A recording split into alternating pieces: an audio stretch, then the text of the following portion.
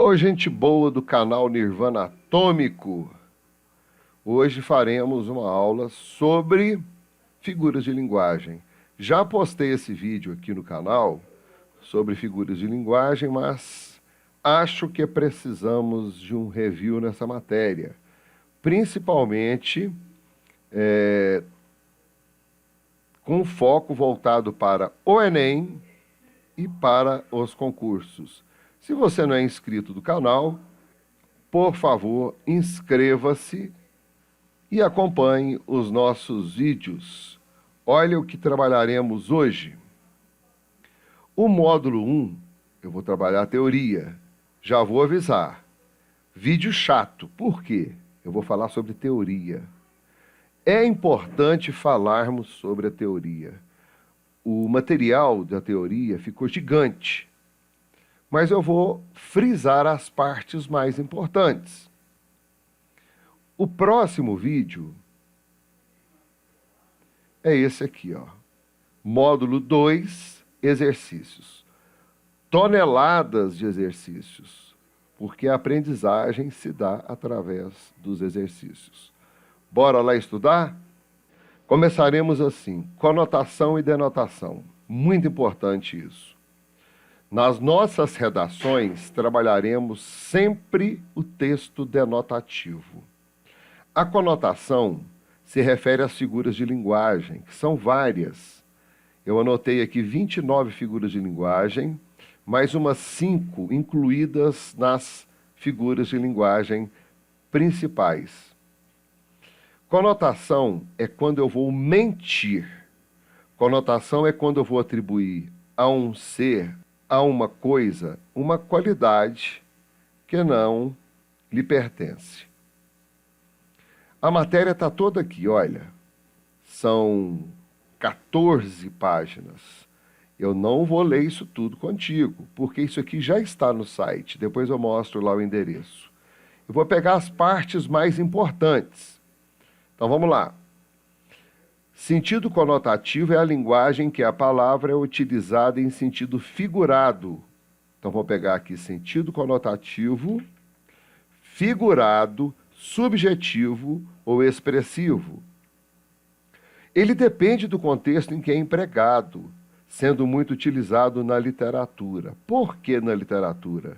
Porque a literatura, ela não trabalha com situações concretas, situações denotativas, situações reais. Na literatura, eu tenho um efeito lúdico, sonhador, lúdico, coisas que não pertencem àquele estado e que podem ser utilizados. Isso porque no meio literário muitas palavras têm forte carga de sensações e sentimentos. Embaixo, sentido denotativo é a linguagem que a palavra é utilizada em seu sentido próprio, literal, original, real, objetivo. Exemplo: aquele homem é um cachorro. Por que é uma linguagem conotativa, sentido figurado? Porque eu estou falando que aquele homem é um cachorro, aquele homem é um mau caráter, aquele homem é um cara sacana. Então, eu fiz a associação do homem com o cachorro. Muita atenção aqui, porque eu não coloco uma comparação. Isso aqui é uma afirmação. Homem, cachorro. Ele é. Aquele homem é um cachorro. O que é diferente do caso 2. O cachorro da vizinha fugiu essa manhã. Existe o bicho cachorro, que pertence à vizinha, e esse cachorro fugiu essa manhã. Então, nós temos aqui, em cima, nós temos uma linguagem conotativa, figurado, ou, vou colocar aqui, utilizou-se uma figura de linguagem. Embaixo, o cachorro da vizinha fugiu essa manhã. Linguagem denotativa, sentido próprio. Botar aqui, não se utilizou uma figura de linguagem. Pronto, aqui eu tenho a explicação. Avançando.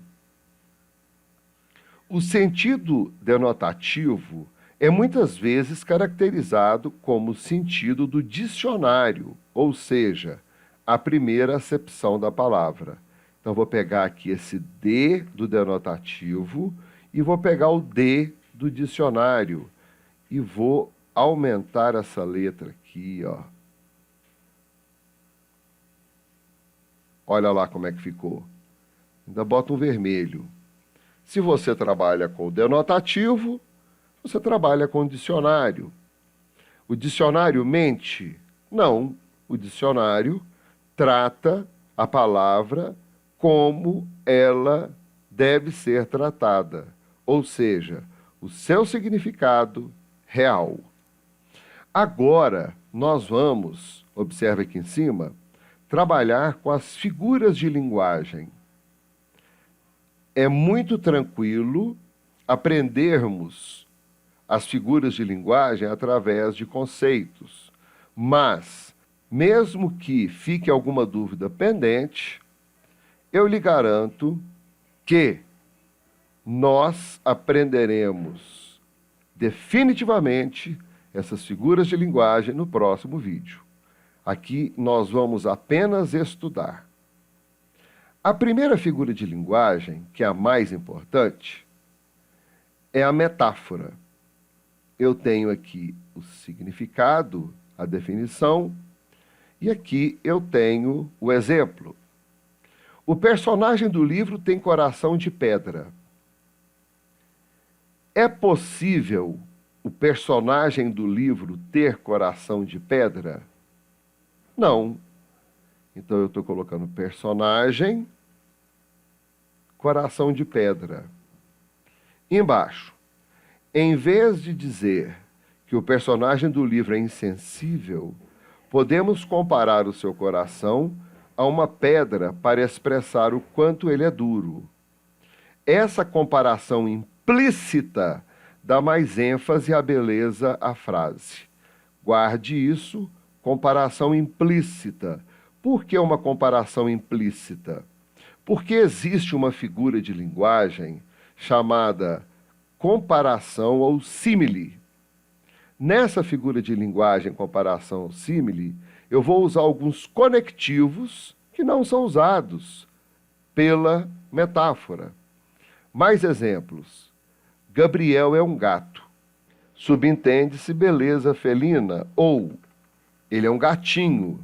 Ele é bonito. Lucas é um touro, quer dizer que ele é forte. Fernando é um anjo, quer dizer que ele é bom. Dona Filomena é uma flor. Ela pode ser bela, como ela pode ser gentil. Ludmila é fera em matemática, ou seja, ela é esperta em matemática. Ela tem facilidade em matemática. Seus olhos são duas jabuticabas. Quer dizer que os olhos são pretos e redondos. Observe que, em todos esses casos, eu não usei um conectivo de comparação. Eu simplesmente afirmo uma coisa. Olha só. Em todos aqui, eu tenho uma afirmação. Agora vem a comparação. A comparação também é chamada de símile. E por que ela é chamada de comparação ou símile? Eu vou descer aqui e vou marcar isso daqui, olha. Eu estou pulando muita coisa, tá? Mas esse material está lá no site. Ao final do vídeo, eu lhe mostro o endereço para você baixar essa matéria e estudar. A comparação é assim. Ela é marcada pelo uso dos conectivos, com, como, tal qual, tal como, assim, tão, quanto, parece e etc. Vamos lá, para os exemplos. É que teu sorriso penetra na alma, como a harmonia de uma orquestra santa. Olha o conectivo aqui. Meu amor me ensinou a ser simples como um largo de igreja. Meu coração tombou na vida tal qual, olha aqui o conectivo, uma estrela ferida pela flecha de um caçador. Eu faço versos como quem chora, de desalento, de desencanto. A vida vem em ondas, como o mar. Avião parece passarinho que não sabe bater asa. Passarinho voando longe parece borboleta que fugiu de casa. Esse parece tem a função de como. Passarinho voando longe, como borboleta que fugiu de casa. Agora eu vou usar esses exemplos aqui em cima. Olha aqui. Gabriel é como um gato. Ora, eu transformei uma metáfora numa comparação. Lucas é como um touro. Transformei uma metáfora em comparação. Fernando é como um anjo. Transformei metáfora em comparação. Dona Filomena é como uma flor. Ludmila é como uma fera em matemática. Seus olhos são como duas jabuticabas. Então aqui em cima eu tenho a metáfora e aqui embaixo eu tenho a comparação. O que difere uma da outra?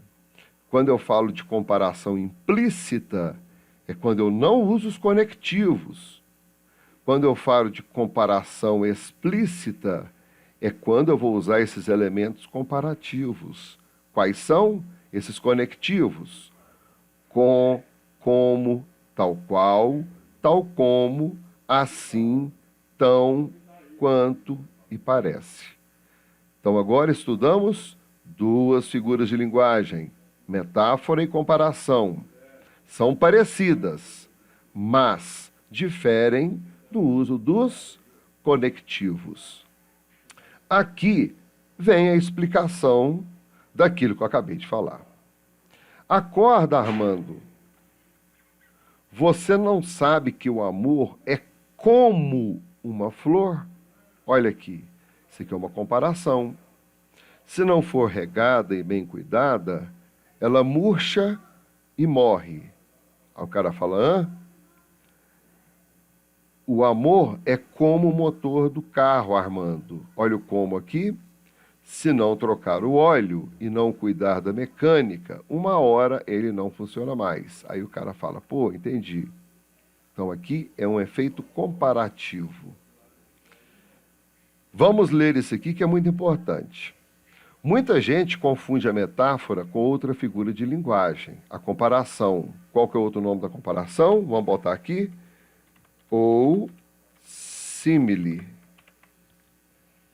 Olha a diferença. Catarina é uma flor, metáfora. Catarina é como uma flor, comparação. Repare que a metáfora não apresenta o elemento de conexão característico da comparação. Ela utiliza os termos no sentido denotativo e os transforma no modo figurado, conotativo. É assim que é feita uma comparação implícita. Ficou claro? Então temos aí a diferença entre metáfora e comparação. Agora vamos à catacrese. O que é catacrese? É uma figura de linguagem que representa um tipo de metáfora de uso comum que, com o passar do tempo, foi desgastada e se cristalizou. Exemplo: o pé da cadeira está quebrado. A cadeira não tem um pé, mas, de tanto falarmos sobre o pé da cadeira, essa expressão, esse dito popular, né, ele acabou se enraizando na nossa comunicação. Vamos aqui aos exemplos. Aqui tem a definição, mas vamos ao exemplo. Árvore genealógica, fio de óleo, céu da boca, esse aqui a gente usa demais, né?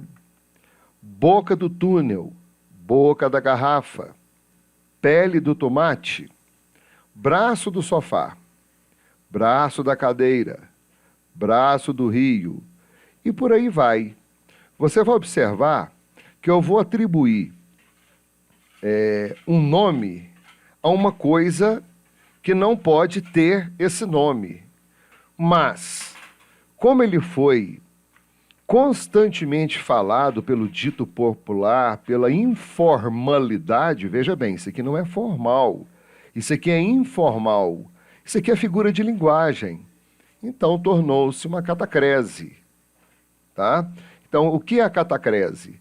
A catacrese é um nome que significa algo, mas, se analisarmos o que foi escrito, não é possível acontecer o que está sendo mostrado. Por exemplo, o alho não tem cabeça, mas, ao comprarmos alho, nós nos referimos à cabeça do alho, ao dente do alho.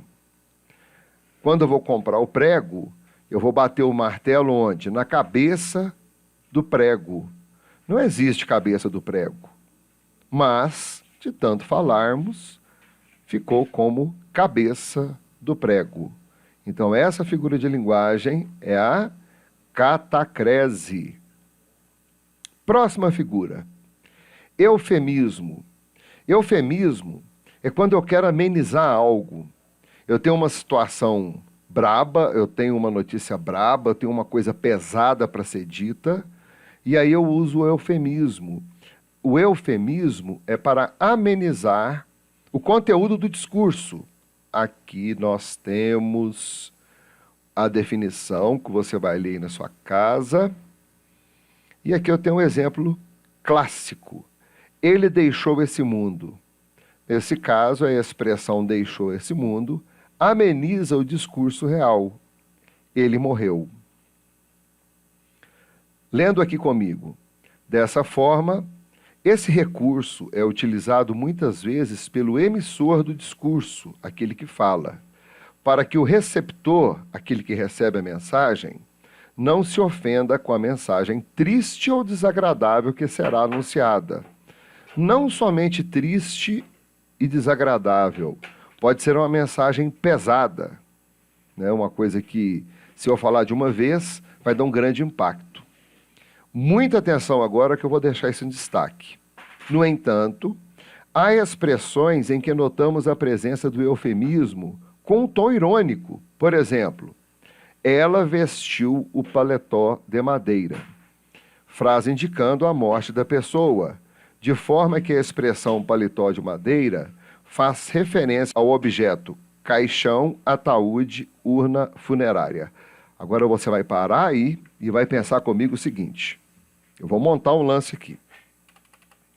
Vai que você se depara num concurso e cai essa seguinte questão aqui, olha. Ela vestiu o paletó de madeira. E aí pede para identificar qual é a figura de linguagem que foi utilizada.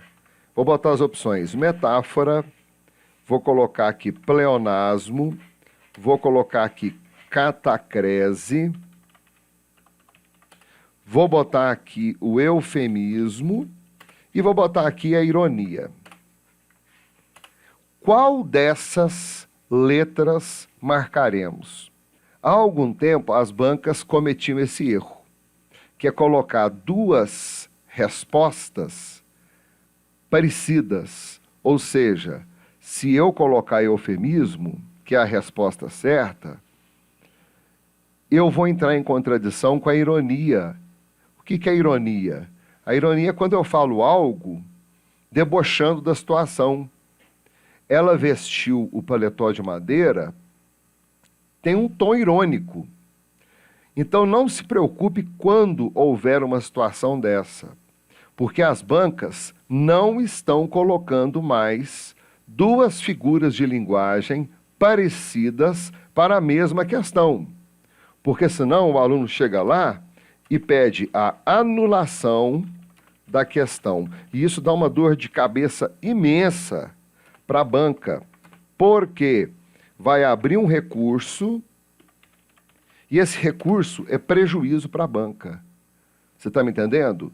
Eu compreendo com facilidade que quando eu falo ela vestiu o paletó de madeira, eu estou falando que a pessoa morreu. Mas como eu tenho um tom irônico, eu poderia marcar a letra E, ironia. E eu também poderia marcar a letra D, eufemismo. Como eu tenho essas duas respostas, bem parecidas, e a correta é a letra D, a banca dificilmente vai botar ironia junto, porque ela não quer receber recurso para anulação da questão. A banca quer aplicar a prova e sair fora. Quer ver? Eu vou te dar um exemplo também muito clássico para exemplificarmos essa situação. Olha o que eu fiz. Botei essa figura aqui e fiz a seguinte pergunta. O que você vê? Um carro, uma bicicleta, uma moto ou um palio? Observe, preste atenção, que quando eu vou trabalhar com figuras de linguagem, eu preciso marcar a resposta que mais se aproxima daquilo que foi mostrado, daquilo que está sendo exigido pela banca. Porém, essa questão aqui, ela pode ser anulada, porque vai chegar um camarada e vai marcar um carro. Realmente, trata-se de um carro. Mas, além de carro, ele é um palio, que é a marca do carro. Então, as bancas já não trabalham mais assim. Elas são específicas. No caso aqui, se você fosse marcar, né, se realmente existisse essa questão na prova, Carlão, eu te dou uma dica. A resposta que mais se aproxima é um carro. O que você vê? Um carro. Mas não poderia ser um palio? Espera lá. E quem não entende de marca de carro? Ele vai descobrir que isso aqui é um palio? Compreendeu o que eu estou fazendo? Então você deve marcar a resposta mais abrangente, a resposta que vai generalizar a figura mostrada. Nas figuras de linguagem você vai fazer também assim. Pode acontecer de colocarmos aí 4, 5, 6 respostas para uma mesma situação. Você deve colocar a mais simples e a mais abrangente. No caso aqui, eu sei que esse carro aqui é um palio, está escrito até na plaquinha dele aqui, ó, palio. Mas, e se eu não entendesse este carro? Eu ficaria com a resposta A, um carro, correto? Então essa aqui, ó, essa situação aqui é a primeira de várias que surgirão aí para baixo. Nós vamos estudar 29 figuras de linguagem. Dentro dessas 29 tem mais umas 5 coisinhas que eu quero chamar a sua atenção. Agora surgiu o primeiro lance que merece a nossa atenção. Embora, repetindo aqui, embora ela vestiu o paletó de madeira, tenha uma certa ironia, o que mais se aproxima é o eufemismo, ok? Então, estudamos agora a quarta figura, que é o eufemismo. Agora vamos estudar a figura de linguagem chamada de hipérbole. Está aqui, número 9. Eu vou voltar lá, tá? O que foi pulado, eu vou voltar. Por que eu vou fazer hipérbole agora? Porque a hipérbole indica o exagero intencional do enunciador, expressa uma ideia exagerada ou intensificada de algo ou alguém. Exemplo, estou morrendo de sede. Observação, note que o contrário da hipérbole é o eufemismo, posto que ele suaviza ou ameniza as expressões, enquanto a hipérbole as intensifica. Sacou por que eu fiz a hipérbole agora? Vamos mais alguns exemplos. Se eu souber que você errou o caminho, eu te mato. Ou seja, vou ficar muito bravo contigo, mas é um exagero falar que eu te mato.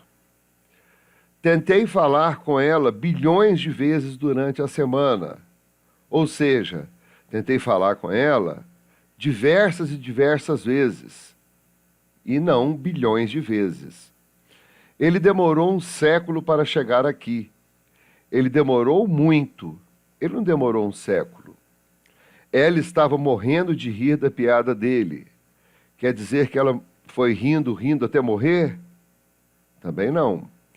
Dona Maria lhe mandou 1 milhão de beijos. Dona Maria lhe mandou vários beijos, muitos beijos, e não 1 milhão de beijos. Por isso que nós fizemos agora a hipérbole. Porque a hipérbole é o contrário do eufemismo. Tá? Essa figura aqui está em 9º lugar. Agora eu vou voltar lá no eufemismo. Abaixo do carro aqui, que eu dei o exemplo, também tem a mesma explicação. Ou seja, eu linkei a explicação do eufemismo com a explicação da hipérbole. Vamos ler. Note que o eufemismo se opõe à figura de pensamento denominada hipérbole, visto que ela é baseada no exagero intencional do enunciador do discurso. Em outras palavras, enquanto o eufemismo suaviza as expressões, a principal função da hipérbole é intensificar ou aumentar o sentido das palavras. Então, aqui agora, nós temos exemplos de eufemismo. Ele saiu do acampamento para fazer suas necessidades. A expressão faz referência às necessidades humanas de urinar ou defecar. Fabrício foi morar no reino de Deus.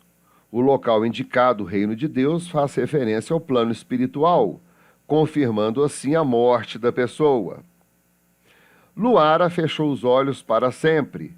A expressão indicada corrobora a morte da pessoa, posto que só fechamos os olhos para sempre, somente quando morremos.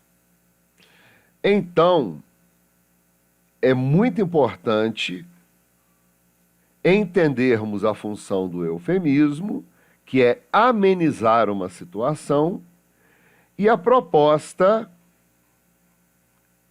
que está aqui na 9ª figura de linguagem, que é a hipérbole, que indica o exagero intencional.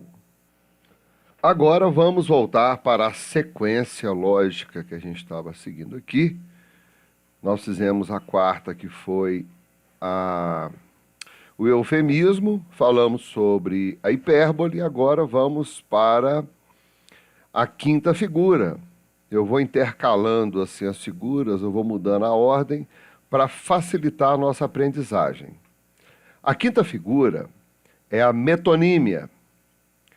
Consiste em substituir outro termo segundo a relação de contiguidade ou afinidade, estabelecida entre duas palavras, conceitos, ideias. Por exemplo, aquele homem é um sem-teto.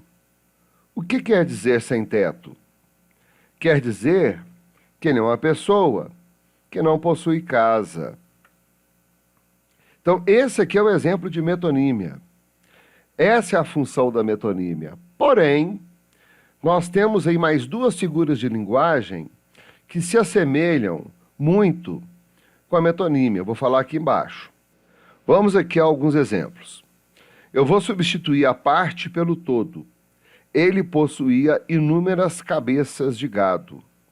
Inúmeras cabeças de gado substitui a palavra bois. Causa pelo efeito. Consegui comprar a televisão com meu suor. Meu suor, meu trabalho. Está aqui, ó, entre parênteses. Autor pela obra. Li muitas vezes Camões. Ora, você não leu o cara. Você leu a obra do cara. O inventor pelo invento. Meu pai me presenteou com um Ford. Na realidade, ele não te deu um Ford. Ele te deu um carro da marca Ford. Marca pelo produto. Meu pai adora tomar Nescau com leite. Nescau não existe, existe um produto achocolatado ou chocolate em pó. Matéria pelo objeto. Passou a vida atrás do vil metal. Vil metal é o dinheiro. Então você vai perceber que a metonímia substitui coisas simples por significados que o representam. Aqui embaixo, eu tenho aqui uma charge, um quadrinho, onde um personagem fala para outro assim: meu pai tem 800 cabeças de gado. E o seu? Aí o outro responde: o meu pai só tem um boi, mas ele está inteirinho. É um exemplo de metonímia. 800 cabeças de gado, 800 bois. Agora eu entro com mais duas figuras de linguagem, que são, respectivamente, a perífrase e a antonomásia. Não botei definição porque é bem mais fácil entendermos o significado da perífrase e da antonomásia através de exemplos. A metonímia, a gente troca alguma coisa por outra coisa, sendo que há uma relação sinônima entre elas. Concorda? Agora, a perífrase é quando eu falo de lugares.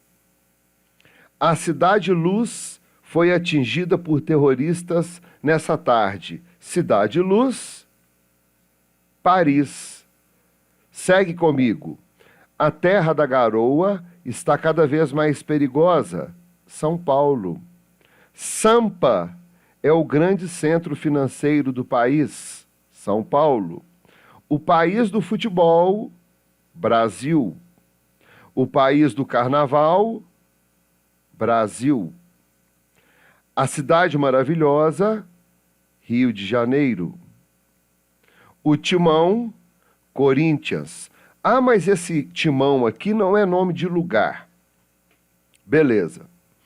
Então vamos pegar assim. Quando eu tenho o nome de alguma coisa específica representado por outro nome também específico que juntos representam a mesma coisa, eu estou falando de perífrase. Observe que aqui eu não tenho nome próprio de pessoa. Eu tenho aqui Timão, Corinthians, eu tenho aqui Ouro Negro, petróleo, eu tenho aqui em cima Cidade Luz, Paris, eu tenho a Terra da Garoa, São Paulo, eu tenho Sampa, São Paulo, eu tenho o país do futebol, Brasil, e por aí vai. O Velho Chico, Rio São Francisco. A grande parte das perífrases se refere a lugares, mas eu posso colocar aqui o Timão representando um time e observe que na perífrase eu não uso nomes próprios, nome de pessoas. Já na antonomásia, olha o que acontece. O poeta dos escravos, quem foi o poeta dos escravos? Castro Alves. Quem foi o rei do reggae? Bob Marley. Quem foi a dama do teatro brasileiro? Fernanda Montenegro. Quem foi o divino mestre? Jesus. Quem foi o pai da aviação? Santos Dumont. Dá para perceber a diferença? Na antonomásia, eu tenho nomes que podem ser substituídos por um epíteto. O que é epíteto? Apelido. Na perífrase, eu tenho lugares ou coisas que podem ser substituídas por epítetos, que são epítetos, apelidos. Já na metonímia, eu faço relações que, através de um raciocínio breve, você consegue descobrir que eu substituí uma coisa por outra. E nessa substituição, a ideia pode ser compreendida. Então, nós trabalhamos a metonímia. Após a metonímia, a perífrase. E após a perífrase, a antonomásia. Vamos repetir? Metonímia. Bebi Coca-Cola. Eu não bebi Coca-Cola, eu bebi refrigerante. Caso de metonímia. Vamos falar sobre a perífrase. O país do futebol recebeu um grande número de turistas. Brasil. E antonomásia, o poeta dos escravos, escreveu diversos poemas abolicionistas. Quem foi? Castro Alves. Ok? É muito importante entendermos o uso dessas três figuras de linguagem: metonímia, perífrase e antonomásia. Sinestesia. Ela está associada com a mistura de sensações relacionadas aos sentidos: tato, audição, olfato, paladar e visão. Na realidade, quando usamos a sinestesia, nós misturamos isso tudo aqui, ó. Olha o exemplo. E um doce vento. O vento pode ser doce? Não pode. Eu consigo sentir o vento, mas eu não consigo provar, né? Não consigo botar o vento na boca e falar que o vento é doce. Não tem jeito. Por uma única janela envidraçada entravam claridades cinzentas e surdas. Existe claridade surda? Também não existe. Insônia roxa. Tá vendo? Aqui, ó. O aroma endoideceu. Eu tenho aqui na sinestesia a mistura de coisas para enfatizar a mensagem que vai ser falada. Geralmente é utilizado em romances, em poesias, em textos em que o eu lírico precisa se expressar de maneira mais profunda. Então essa aqui é a sinestesia. Vamos para a próxima. Hipérbole, já falamos. Colocamos a hipérbole perto do eufemismo. Lilote. Isso aqui caiu no último concurso, eu não sei qual, cara, que eu estava corrigindo mês passado. Mas é tranquilo. A explicação dele é meio doida. Ele é usado para abrandar uma expressão por meio da negação do contrário. Ai, que doideira. Mas aí a gente aprende através de exemplos. Eu não estou feliz com a notícia da prefeitura. Eu não estou feliz. Se eu não estou feliz, eu estou triste. Então eu tenho a negação do contrário. Nesse exemplo, a expressão não estou feliz atenua a ideia de ficar triste. Vamos aqui para baixo. Joana não pode ser das melhores alunas da classe. Ela é ruim, ou seja, não é boa. Então, Joana pode não ser uma das melhores alunas, quer dizer que ela não é boa. Luísa não é das mais bonitas, ou seja, não é bonita. Essa camisa não é cara, ou seja, ela é barata, não é cara. Seus conselhos não são maus, quer dizer que eles são bons. Então, vou voltar à definição. O lilote é usado para abrandar uma expressão por meio da negação do contrário. Eu estou negando algo e estou chegando ao contrário daquilo que se diz. Nome dessa figura? Lilote. Próximo. Ironia. A ironia é a representação do contrário daquilo que se afirma. Por que eu botei ironia aqui? Para não confundirmos com lilote. O lilote é uma negação do contrário. A ironia já é assim. É tão inteligente que não acerta nada. Ele correu tão rápido quanto uma tartaruga. A sopa estava uma delícia, fria e sem tempero. Ou seja, eu já falo algo e faço uma comparação implícita, tirando os méritos daquilo que foi dito. Eu fico feliz quando ela não atende às minhas ligações. Ou seja, isso aqui é uma ironia, é um deboche. Ele estudou tanto que tirou 0 na prova. Dá para notar que tem uma comparação mínima aqui? Ele estudou tanto que tirou 0 na prova, quer dizer que, na realidade, ele não estudou quase nada ou nada. Felicidade é trabalhar muito e receber pouco. Olha aí que ironia. Ele teve uma grande ideia e arruinou a nossa viagem. Aqui não há negação de nada. Aqui é uma exposição de ideias, e nessa exposição de ideias, eu consigo ver, eu consigo depreender que existe um lado irônico. Próximo, personificação. Guarde esses nominhos, tá? A personificação, também chamada de prosopopeia ou animismo. Por que guardar isso? Porque eu vou atribuir qualidades humanas a seres não humanos ou coisas não humanas. Vou resumir tudo que está escrito aqui. Olha aqui. O dia acordou feliz. Eu posso acordar feliz, o dia não. Então isso aqui é uma prosopopeia, isso aqui é uma personificação, isso aqui é um animismo. O cachorro sorriu para o dono. Sorriu? Eu posso sorrir. O cachorro não. Ele fez uma expressão lá esquisita, estranha, sei lá o que ele fez. Mas sorrir não pode. Então, quando eu falo o cachorro sorriu para o dono, eu estou transferindo uma ação humana para um animal. Mais exemplos. O dia acordou feliz e o sol sorria para mim. Acordar, humano. Sorrir, humano. Eu coloquei o acordar para o dia e o sorrir para o sol.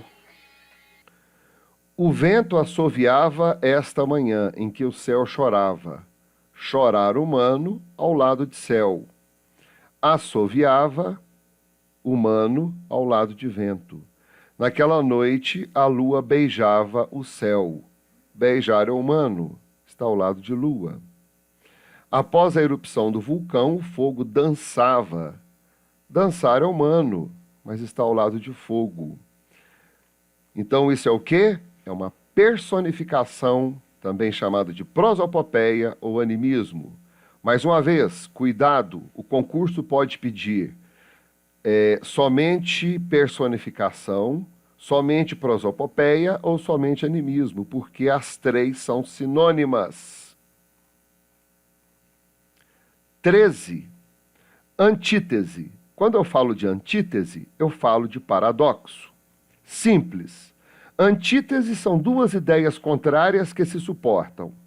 Paradoxo são duas ideias contrárias que não se suportam e geram uma situação incômoda para se entender. Vamos ler. Acontece por meio da aproximação de palavras com sentidos opostos. A relação deles era de amor e ódio. Você consegue entender isso? Eu consigo. Ora eles se amavam, ora eles se odiavam. O dia está frio e meu corpo está quente. Aqui eu tenho um dia frio e aqui eu tenho um corpo quente. A vida e a morte, duas figuras de uma mesma moeda. Vida e morte são duas figuras de uma mesma moeda, separadamente. Essa é a antítese. Agora, olha como fica o paradoxo. Paradoxo baseia-se na contradição. Vamos ver. O exemplo clássico disso aqui é o livro Os Lusíadas, do português Luís Vaz de Camões. Nós já falamos isso na aula de literatura. Ele coloca aqui nesse soneto, o que é um soneto?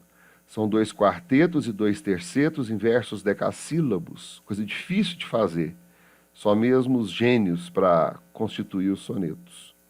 Ele bota assim: amor é fogo que arde sem se ver. Existe um fogo que arde e você não pode ver o fogo arder? É ferida que dói e não se sente. É possível uma ferida doer e não sentir?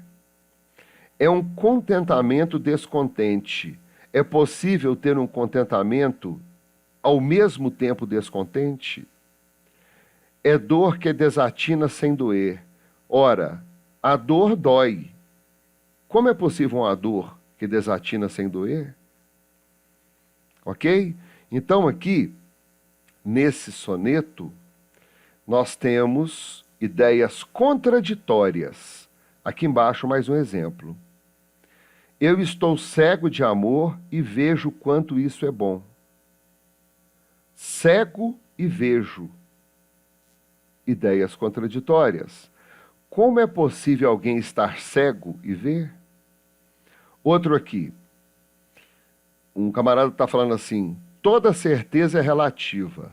Tem certeza, professor? Absoluta.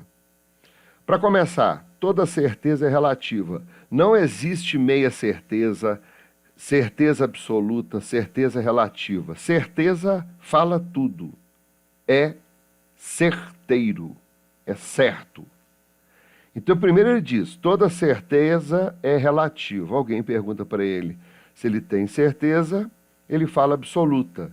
Então, ele está falando que, ao mesmo tempo, a certeza é relativa e absoluta. Então, é um paradoxo. Próximo, gradação. Vamos ler. É empregada por meio da enumeração de elementos frasais. Tem o intuito de enfatizar as ideias numa sentença de ritmo crescente, até atingir o clímax, grau máximo. Ou seja, ela oferece maior expressividade ao texto, utilizando uma sequência de palavras que intensifica uma ideia de maneira gradativa, e por isso recebe esse nome. Observe que existe uma classificação para a gradação. Ela pode ser crescente, e é chamada de clímax, ou decrescente, ascendente ou anticlímax. Correto? Quando eu vou ao contrário. Vamos ler. No restaurante, sentei, pedi, comi e paguei. Existe aqui uma enumeração de fatos onde ocorre o clímax. Como é que eu vou descobrir esse clímax? Existe o desfecho daquilo que foi proposto. Ora, no restaurante eu cheguei para comer e eu fiz tudo isso. Eu sentei, pedi, comi e paguei. Houve o clímax. Ana estava pelo mundo e chegou no país. Eu estou diminuindo. No estado, diminui mais ainda. Na cidade, diminui mais ainda. E no bairro, mais ainda. Então, eu tenho o anticlímax. Qual figura de linguagem é essa? É a gradação. Mano, as figuras de linguagem, para a gente sair decorando isso aqui, é meio loucura. Então, eu vou fazer uma lida rápida contigo, para a gente se localizar no meio desse contexto todo, porque a próxima videoaula nós faremos dezenas de exercícios, muitos exercícios, fáceis a difíceis, ok? Próxima figura. Apóstrofe é caracterizada pelas expressões que envolvem invocações, chamamentos e interpelações de um interlocutor, seres reais ou não. Exemplos. Ó Deus, ó céus, por que não me ligou? Senhor, observe que eu estou chamando. Senhor, tende piedade de nós. Padre, posso me confessar? Essa vírgula aqui, olha, ela foi feita para separar um vocativo. O vocativo chama. Lembra disso? O vocativo chama em análise sintática. Senhor, ô Padre, ô povo de São Paulo, liberdade, liberdade, estou chamando. Nossa, chamando a atenção das pessoas que estão ao redor. Minha filha, estou chamando a atenção diretamente da minha filha, tá? Então ela é caracterizada pelas expressões que envolvem invocações, chamamento. Quando eu falo chamamento, tá aqui, eu vou me lembrar do vocativo. Elipse e zeugma. Atenção, são parecidas, mas exercem funções diferentes na oração. Elipse está relacionada com a construção sintática dos enunciados. Construção sintática, análise sintática. Ela é utilizada para omitir termos numa sentença que não forem mencionados anteriormente. Vamos destacar isso aqui. No entanto, esses termos são facilmente identificáveis pelo interlocutor. Exemplo: comi no restaurante da minha avó na semana passada. Quem é que comi? Eu. Eu não botei o eu aqui antes do comi. O eu está dentro do comi. O eu está como sujeito oculto, elíptico ou desinencial. Eu não deixei o sujeito expresso aqui na frente. Eu comi. Eu já coloquei ao lado, dentro do verbo comer, o eu. Esse é o exemplo de elipse. E a zeugma? Ela é usada para omitir termos da oração com o intuito de evitar a repetição desnecessária de alguns termos, como o verbo ou substantivo. Exemplo: o colégio compareceu fardado. A diretoria de casaca. Aqui, ó, eu deixei de colocar uma coisa. Qual coisa? O verbo. O colégio compareceu fardado, a diretoria compareceu de casaca. Então, ele foi feito com o intuito de evitar a repetição desnecessária de alguns termos, como o verbo ou o substantivo. Vamos botar isso aqui. A vida é um grande jogo e o destino um parceiro temível. O que faltou aqui no meio? A vida é um grande jogo e o destino é um grande parceiro temível.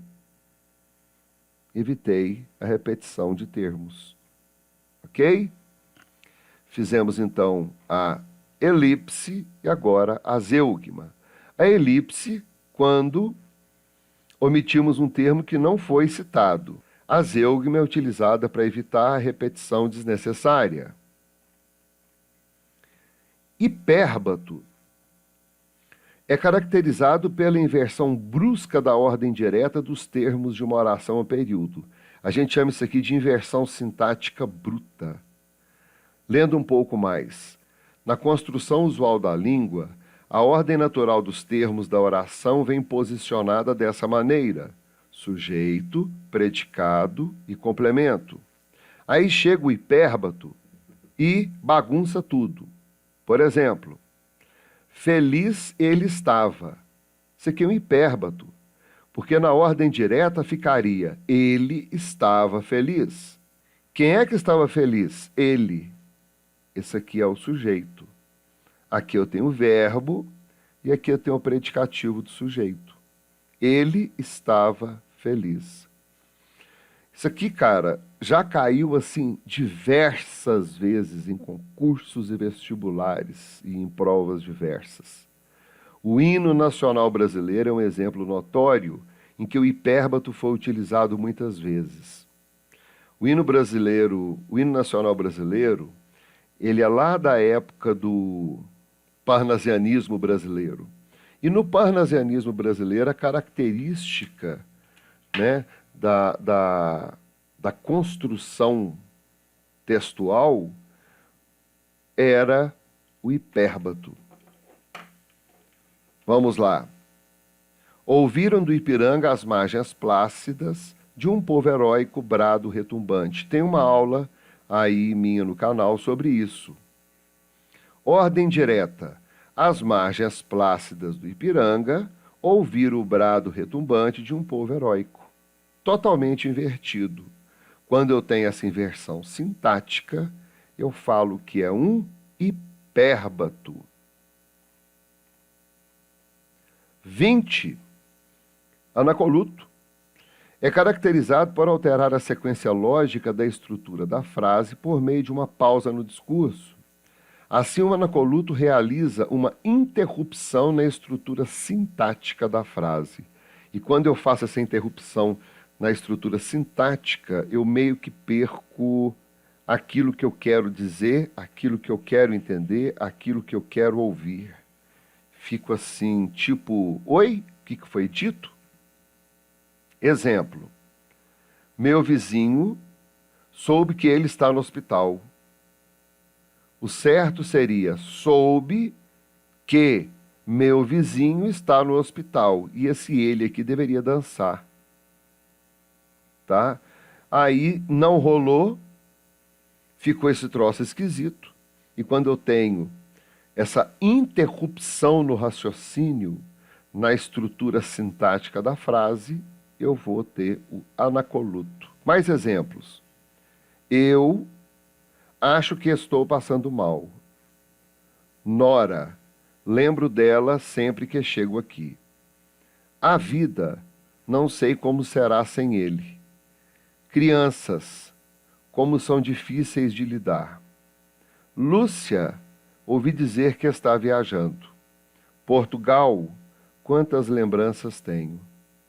São termos deslocados onde há uma interrupção. A interrupção rolou aqui, ó, na pontuação. Eu, Nora, vida, crianças, Lúcia e Portugal. Correto? 21. Polissíndeto. Poli, vários. Síndeto, conjunção, conexão. Ele é caracterizado pelo uso de síndetos, ou seja, de elementos conectivos, conjunções, nos períodos compostos. O polissíndeto forma as orações coordenadas sindéticas, sendo que os elementos mais utilizados são e, ou, nem. Exemplos. As ondas vão e vêm, e vão, e são, como o tempo. A repetição desses conectivos aqui, ó, formam o polissíndeto. Poli, vários.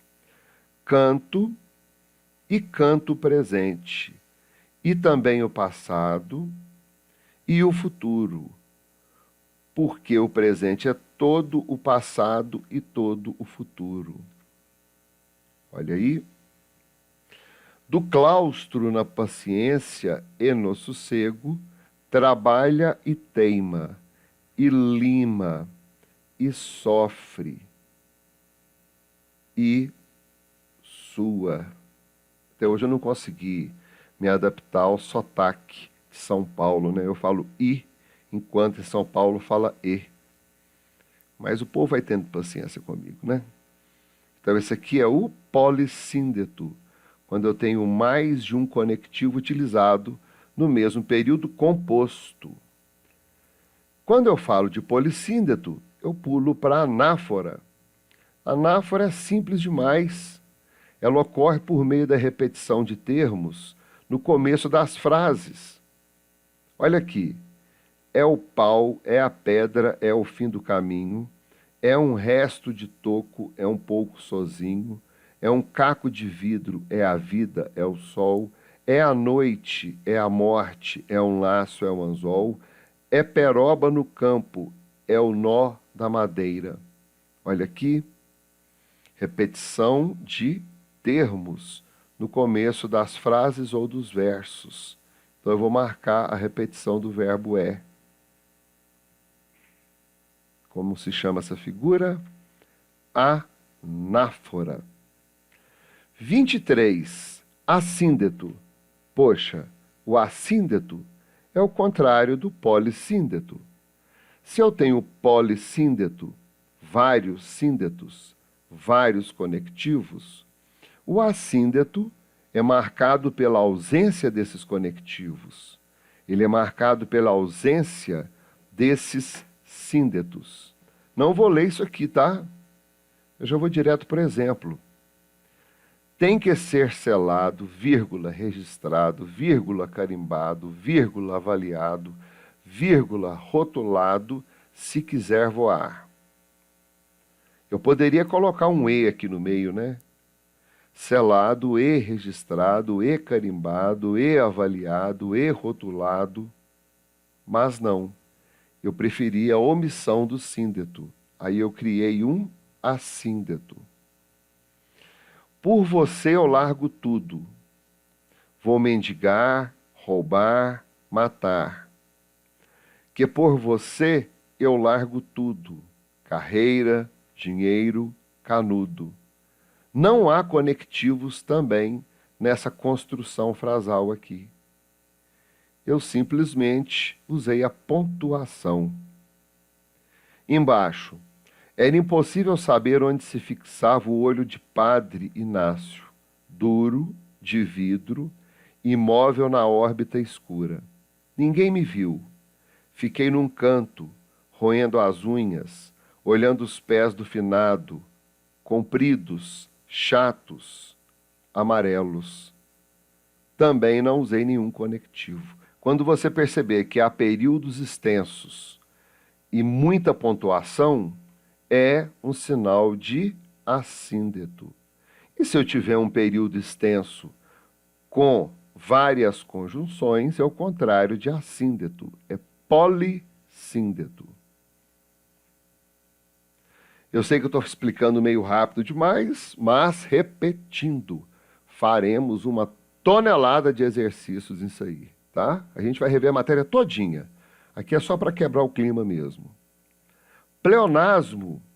O pleonasmo é uma figura ou vício de linguagem que acrescenta uma informação desnecessária ao discurso, seja de maneira intencional ou não. Vou botar isso aqui destacado. Jamais utilize pleonasmo na sua redação. Jamais. Seja de maneira intencional ou não, jamais utilize o pleonasmo. Aqui fala que o pleonasmo, também chamado de redundância, ele é vicioso e é utilizado como vício de linguagem. Vamos aqui. Subir para cima, ora, subir só pode ser para cima. Descer para baixo, descer só pode ser para baixo. Entrar para dentro, entrar só pode ser para dentro. Sair para fora, sair só pode ser para fora. Encarar de frente só pode ser de frente, ou encarar. Ver com os olhos, ver só pode ser com os olhos. E por aí vai, ok? Quando eu falo aqui embaixo de pleonasmo literário, por que eu deixei isso aqui? Porque grandes autores utilizaram o pleonasmo literário. Olha aqui. E rir meu riso e derramar meu pranto. Isso aqui são pleonasmos.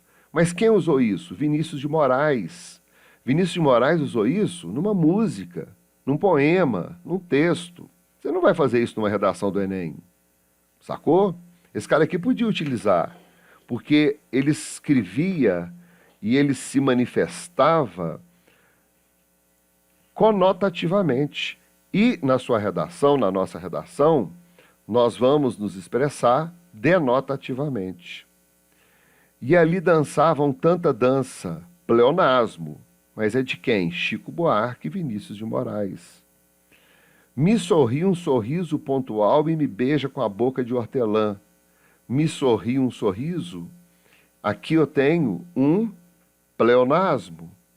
Mas esse pleonasmo foi feito por quem? Chico Buarque. Tá? Então você vai observar que todos esses pleonasmos aqui, chamados de pleonasmos literários, eles foram utilizados por autores que não escreviam denotativamente. Portanto, não utilize o pleonasmo na sua redação. Silepse. A silepse é empregada mediante a concordância da ideia e não do termo utilizado da frase. Exemplo: silepse de gênero, discordância entre os gêneros, feminino e masculino. Número, discordância entre singular e plural. Pessoa, discordância entre o sujeito, que aparece na terceira pessoa, e o verbo, que surge na primeira pessoa do plural. Exemplos: silepse de gênero, feminino e masculino. Você fala o São Paulo ou a São Paulo? Então você bota: a velha São Paulo cresce a cada dia. É uma silepse de gênero. Silepse de número, singular e plural. O povo se uniu, singular, e gritavam, plural. Então tem o silepse de número. Silepse de pessoa, todos os pesquisadores, eles. Qual que é a pessoa que está aqui? Eles. Estamos, somos nós. Ok? Então, a silepse é quando eu apresento uma concordância da ideia e não do termo utilizado da frase. A literação. Agora está faltando aqui para a gente a literação, assonância, paronomásia e onomatopeia. Vamos aqui para a literação. A literação é quando eu vou repetir um som consonantal. Vozes veladas, veludosas, vozes, volúpias dos violões, vozes veladas, vagam nos velhos vórtices velozes dos ventos, vivas, vãs, vulcanizadas. Repetição intencional da consoante V. E a assonância é a repetição intencional de sons vocálicos, de vogais.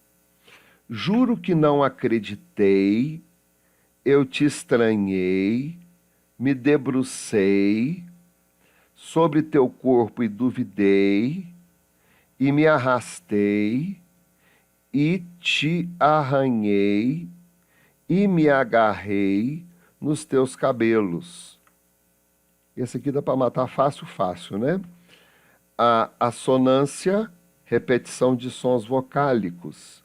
A aliteração, repetição de sons consonantais. E agora vamos para os dois últimos. Paronomásia. Recebe esse nome pois ela utiliza as palavras parônimas como principais elementos linguísticos. Lembre-se de que os parônimos são termos que se assemelham na grafia e na pronúncia, mas diferem no sentido.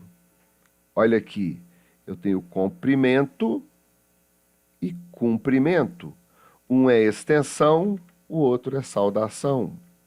Eu tenho emigrar e tenho imigrar. Emigrar é deixar um país, imigrar é entrar no país. Eu tenho flagrante e tenho fragrante. O flagrante é uma evidência e fragrante é um perfume. E aí nós teremos paronomásia com outras palavras. Palavras que se assemelham na grafia e na pronúncia, mas diferem no sentido. E a onomatopeia, eu acho que todos sabemos isso, né, cara? O toque-toque, clipe-clipe, vup-vup. Para quê? Essa figura de som é muito utilizada para conferir maior expressividade aos textos. A onomatopeia é marcada pela imitação dos sons reais de animais, objetos ou pessoas. Por exemplo, miau, reclamou de fome o gatinho na frente da casa. O gato disse miau?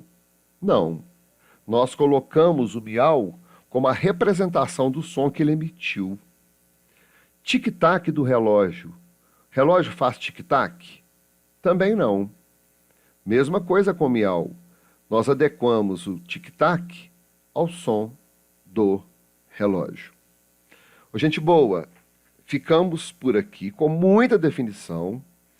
Eu andei mais rápido, né, cara? Não fiz aquele estudo assim muito lento, porque teremos no próximo vídeo uma porrada de exercícios. Aí sim, nos exercícios eu vou pegar assim bem leve, eu vou explicar tudo com muita calma, pode crer, porque uma coisa é você sair decorando as coisas, memorizando. Outra coisa é você pegar o conteúdo e descobrir o que foi utilizado nas questões de vestibulares e concursos. Bacana? Muito obrigado, mano, pela presença, pela confiança. Por favor, inscreva-se no meu canal, a sua presença é muito importante para mim. Fica com Deus e a gente se vê no próximo vídeo. Valeu!